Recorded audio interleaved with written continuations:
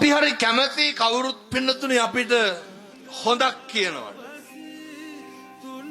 දැන් මෙහෙම කියනකොට ආදරයක් ගැන කියනකොට අම්මලා තාත්තලා හිතන්න පුළුවන් ඕවා ඉතින් අපිට දැන් ඔක පැත්තකින් තියන්න කොහෙන.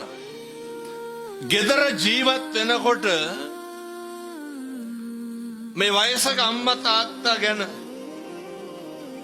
ඔයත් ගැන කවද්ද දරුවෙක් හොඳක් කිව්වේ?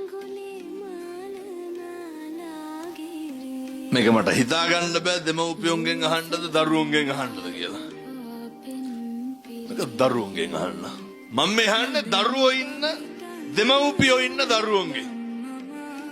කවදාවත් අම්මා ගාවට තාත්තා ගාවට ගිහිල්ලා මේවට මේ જાතියක් ආගමක් නැහැ හොඳ මුස්ලිම් වේවා දෙමළ හෝ වේවා බෞද්ධ කතෝලික ඕන එක. අම්මගෙන් තාත්තගෙන් හැදුනේ. කොහෙන්වත් ආවේනේ. එතකොට ගිහිල්ලා අම්මා ගාවට තාත්තා ගාවට ගිහිල්ලා පුතේ අහන්න මේ අපි වෙනුවෙන් ওই ජීවිතේ කොච්චර කැපකිරීම කරලා තියෙනවද? කවදාවත් අම්මව තාත්තව අගය කරලා තියෙනවද? එහෙම කරනවද ගෙවල්ල දරුවෝ? නේ තාත්තනේ වයසට ගියේ තාත්තා ලෙඩ වුණේ තාත්තගේ ඇඟිලි කරු ඈත් උනේ තාත්තගේ යටිපතුල් ගොරෝසු උනේ ඔය තත්ත්වයටපත් උනේ ඔයා අපි හින්දානේ කියලා.